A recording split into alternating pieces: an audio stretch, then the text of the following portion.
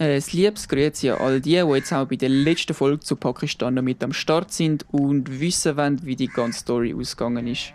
Wenn es auch dich gewundert, wie es möglich ist, an einem Morgen gemütlich bei den ersten Sonnenstrahlen im Zelt aufzuwachen und nur schon 12 Stunden später beim ersten Mondschein von der Polizei abgeführt zu werden, dann lehn dich zurück und lass mich mal kurz erklären. Schon mal vorweg muss ich sagen, dass ich in dieser Folge eher viel erzählen werde, da meine Aufnahmen auf der SD-Karte leider in dieser ganzen Geschichte beschädigt worden sind und ich nur noch einen kleinen Teil retten konnte. Also mach's dir bequem, weil der Abschluss hat es nochmal so richtig in sich. Wie schon gesagt, war der Start in den Tag so gemütlich wie nur selten, da wir am Morgen ganz allein waren und die Ruhe wirklich geniessen konnten. Nach unserem sehr exklusiven Brunch mit Porridge, Müsli und verschiedenem Brot und Aufstrich haben wir uns dann ins Chaos gestürzt.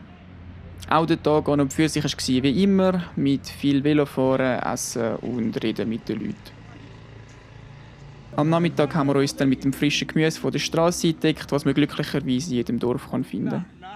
Wie kann es jetzt sein, dass sich das Blatt so schnell gewendet hat?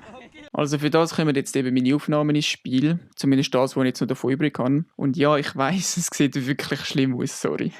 Am 5 Uhr sind wir dann schon auf einer Seitenstrasse unterwegs gewesen, auf der Suche nach einem Stück Land, auf dem wir unser Nachtlager aufschlagen können. Am 7. haben wir dann uns schon gemütlich und friedlich eingerichtet und mit dem Kochen angefangen. Auch bei dem Zeltplatz sind nachher da, wo wir noch vorbeikommen, um uns ein bisschen Gesellschaft zu leisten beim Kochen. Um die 8 Uhr hat sich dann aber die Situation schlagartig geändert, da wir plötzlich die Polizei mit 2 Pickup-Trucks mit Blaulicht, 2 TÜV und etwa 20 Mal auf uns zugekommen haben gesehen. Mittlerweile ist es ja schon fast Standard geworden, also haben wir uns ein entsprechendes Konzept zurechtgelegt. So war es an dem Abend am Timo seine Aufgabe gewesen, sich mit den Polizisten zu unterhalten, während ich zu Nacht essen. Und so hat dann die Diskussion gestartet. Was diese Diskussion von allen anderen Diskussionen in Pakistan unterschieden hat, ist ein älterer Polizist, der schon von Anfang an angefangen hat, uns ein Zelt umeinander zu reissen, was uns natürlich überhaupt nicht gepasst hat. Auf die 9:30 bin ich dann schon im Zelt an meinem Tagebuch schreiben, während der Timo sich immer noch mit den Polizisten beschäftigen musste. Mittlerweile haben wir Polizisten, Zivilpolizisten und irgendwelche Dorfbewohner auf Platz gehabt und alle haben durcheinander geredet, gelacht, was die Stimmung automatisch angespannt hat. Was ich im Nachhinein noch gefunden habe, ist eine Sprachmemo, die ich aufgenommen habe im Zelt zu dieser Zeit.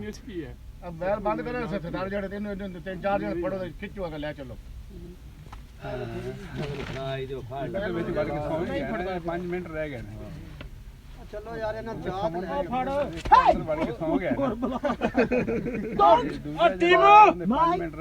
you will give with us मेरा टाइम हो गया no छोड़ो यार छोड़ो यार छोड़ो छोड़ो चाह गड्डी चले आ जाओ यार छोड़ो यार छोड़ो छोड़ो hey sie nehmen mich Zeit auseinander छोड़ो चलो चलो it is not safe no it is not safe place मारो यार चलो I will go hey don't fucking touch me चलो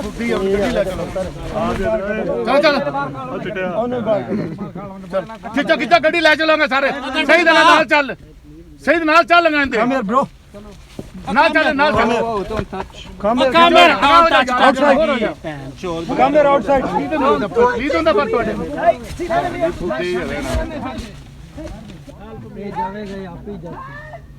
hey young hey पट्टो सामान पट्टो सारा Wo ich mit einem von diesen Polizisten reden wollte, ist hinter meinem Rücken mein Zelt ebenfalls abgerissen worden. Nachdem der Timo verschwunden ist, die Polizisten aufgehört haben, umeinander zu schreien und unser Material in Ruhe gelassen worden ist, habe ich angefangen, unser Lager abzubrechen. Das alles im Dunkeln und mit ganz viel Materialverlust. Close. I need 1.5 hours to close all that. Then we can go. I need time. Okay, close all things. Your good name, please. No, I don't want to talk with you. Just unlock the bicycle.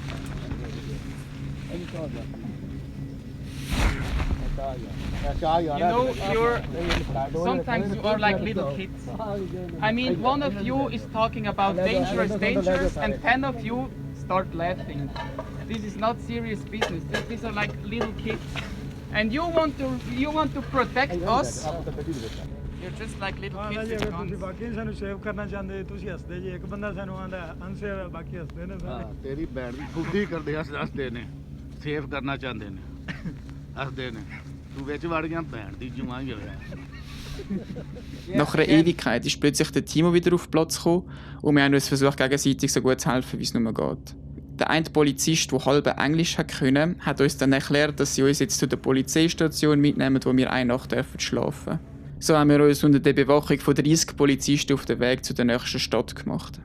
You know where to go? City? But we go there or this way? Which way?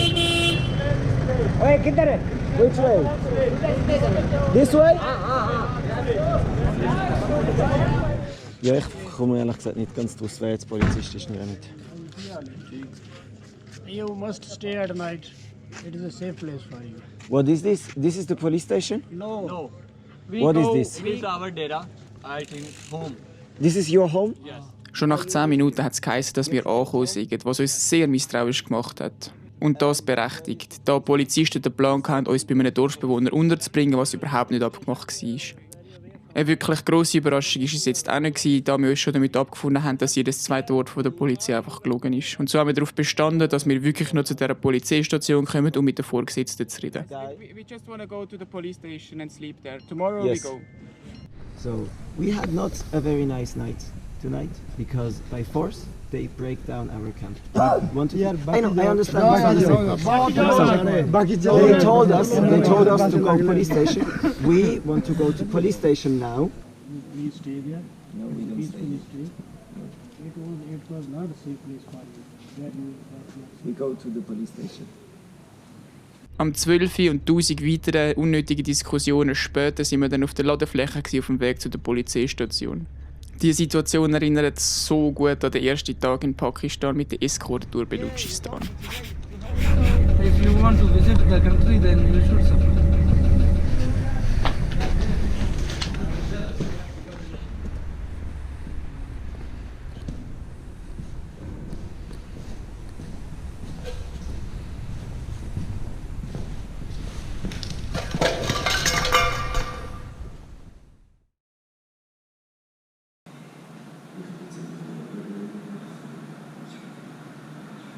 So, wir sind jetzt in der Polizeistation. Ich bin ziemlich am Ende mit meinen Nerven. Sie haben uns wie Kriminelle behandelt. Und ich habe keine Lust mehr in dem Land zu sein, in Pakistan. Mir ist einfach die Lust komplett vergangen. Also, du kannst gerne etwas ergänzen.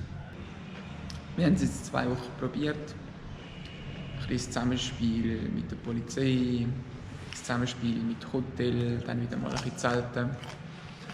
Und gerade dort, wo es eigentlich am besten funktioniert hat, wo wir einen guten Rhythmus gefunden haben, wo wir einen guten Zeltplatz hatten in den vergangenen 2-3 Nächten, war einfach die letzte Nacht wieder ein Beweis gewesen, dass Pakistan einfach überhaupt nicht bereit ist für Touristen. Kein System hat, die Polizei unorganisiert, unterqualifiziert oder unqualifiziert allgemein ist für den Job.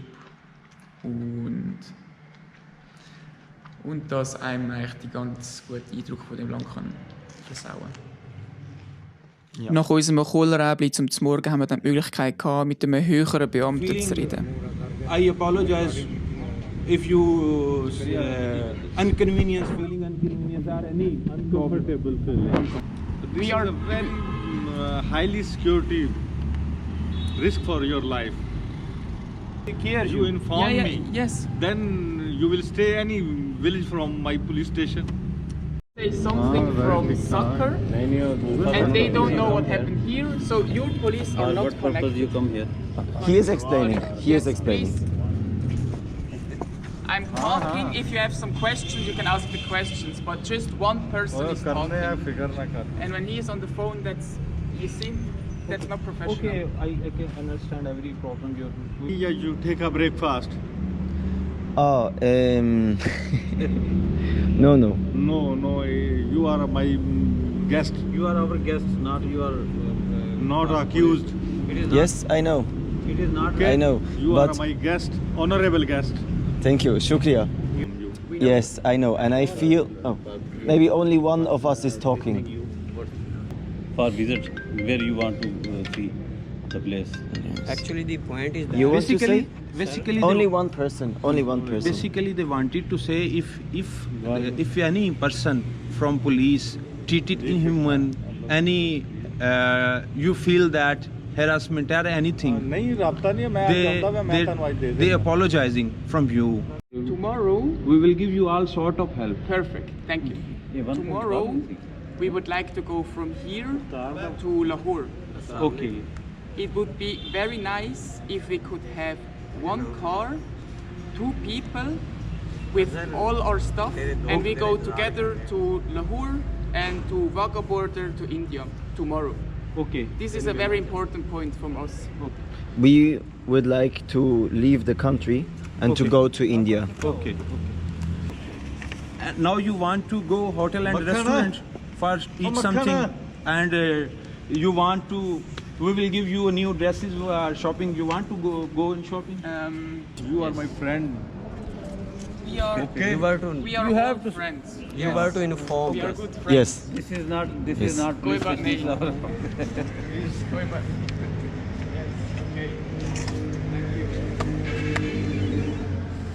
Pakistan is a safe country. It's a very safe country. Yeah, That's the. Viel weiter sind wir mit dem Gespräch nicht gekommen. Doch immerhin ist unser Eskorte zur Wagah Border zu Indien versprochen worden, wo wir dankend angenommen haben. Mit Hilfe von Azar, unserem Übersetzer, haben wir dann zum Schutz von unseren Nerven ein Einzelzimmer bekommen, das nicht mehr in Betrieb war. Den Tag danach. Wir haben in dieser ganzen Polizeistation eine Person gefunden, die Englisch reden kann. Er hilft uns jetzt, ein bisschen alles zu organisieren.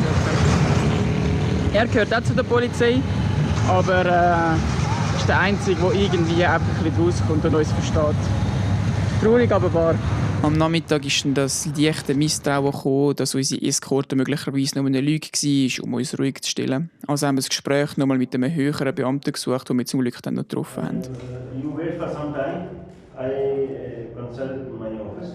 As information reached, then I will convey you. So then we would be escorted to Wagah border. You wait here, then we will intimate you after getting intimation. Der Tag von unserer versprochenen Eskorte hat wie folgt ausgesehen. Am zweiten Tag war ein Sonntag, also war fast niemand mehr in der Polizeistation unterwegs. Wir haben trotzdem im hintersten Büro noch mal eine Person gefunden, wo wir noch mal alles haben müssen erklären, damit auch dort rausgekommen ist. Yes, exactly. That's why we are stuck here. Because they don't allow us. As soon as we leave here, nobody knows that you say it's okay. Next police car will see us 20 kilometers, 40 kilometers, and they will create another problem. So, from here to Wagah border, how do you bring us there? Do we get one of these trucks? Yes? Yes, we get one of these pickups tomorrow morning or this afternoon? It's 3 hours. 3 hours we need. One car, 3 hours. Meine Nerven waren blank. Ich habe mich dann in unserem Raum verbarrikadiert und mich darauf eingestellt, die 170 Kilometer bis zur Grenze noch allein zu fahren, auch wenn ich mich vom Timo müsste trennen. Aber jetzt ist es nur noch darum gegangen, unsere Psyche von dem ganzen Stress und deren Enttäuschung zu schützen, ohne dass sie Schaden nimmt. Aber genau in dem Moment ist etwas passiert.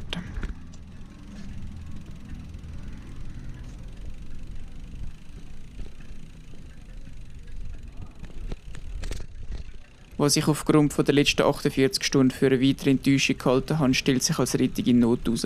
Denn unser Gastgeber, der Latif, steht zu seinem Wort. Versteht als einziger unsere Situation und erbarmt sich uns.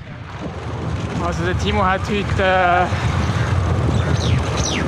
einen Typ organisiert, einen Pakistani, der aber auch in der Schweiz wohnt. Seit 20 Jahren.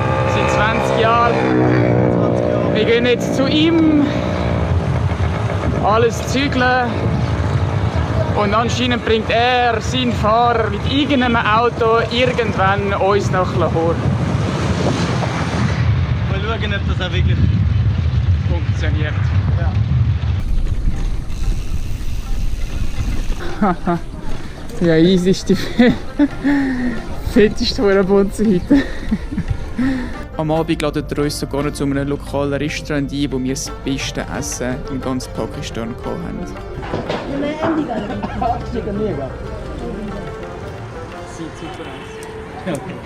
Wieder ein Beispiel, wie schnell sich die Situation um 180 Grad ändern kann, nur dass unsere Nerven auf so starke Belastung nicht ausgelegt sind. In so einem Moment kannst du einfach losheulen und zusammenbrechen, doch dann hättest du den ganzen Rest von dem Abend auch noch verpasst.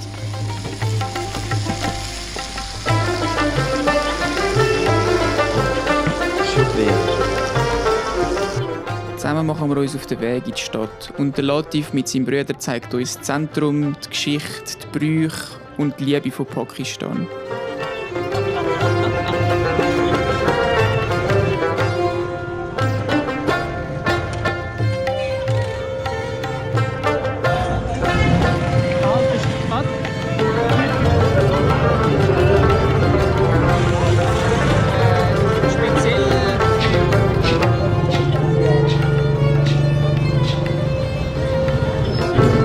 Jetzt die hier, sondern Vor dem ins Bett gehen haben wir uns noch der üblichen Abendrunde der Dorfältesten angeschlossen, um ihnen beim Reden und beim Lachen zuzuhören.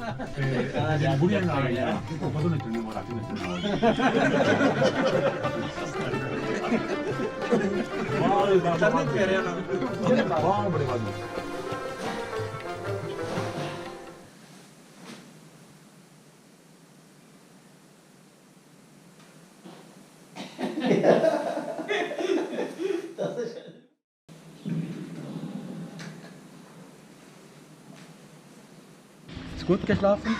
Ich habe mega gut geschlafen. Ja? Ja. Oder nur geträumt? Und er hier hat uns geweckt. Aber das ist gut. Ah ja.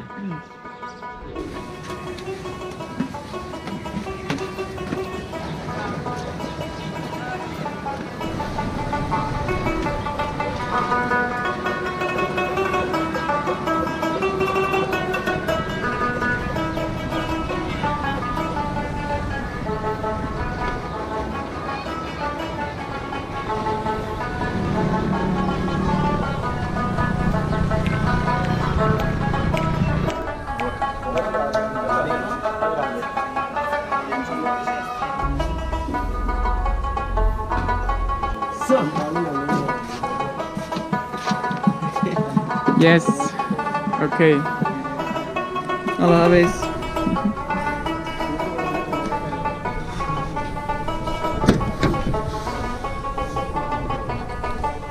Also, Yes. Thank you. drop down. Down.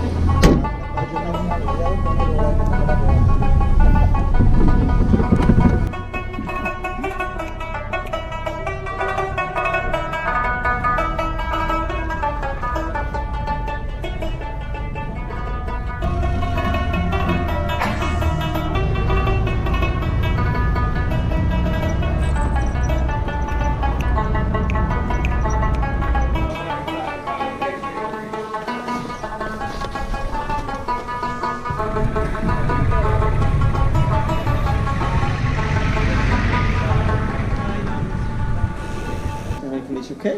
Ich so, ja, voll. So ist es. Grenzübergang für Kinder lustig. Ja. Denkst du, ist mir ein bisschen einsam? Vor allem, wenn wir ins Land einreisen. Ja, das ist neu.